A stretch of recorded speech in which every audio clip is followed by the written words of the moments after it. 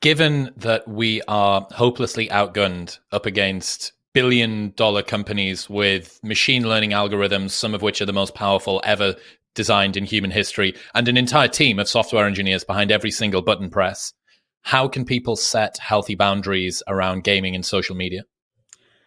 So I think thankfully we've got a lot of good answers. So I think this is where, prior to going to medical school, I spent 7 years studying to become a monk. And the cool thing is that, like, what the monks, if you look at sort of the Hindu and Buddhist traditions and like meditation and mindfulness, they really figured out like how the mind works, and in a different way from like the West.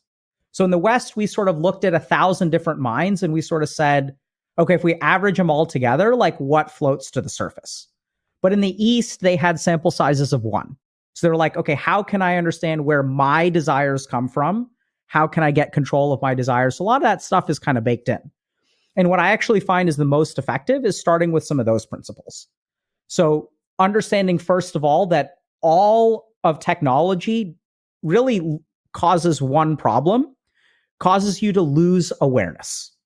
So anytime you get sucked in, and in fact, this is why we want to use technology, right? I want to go into a video game and I want to get sucked into the video game.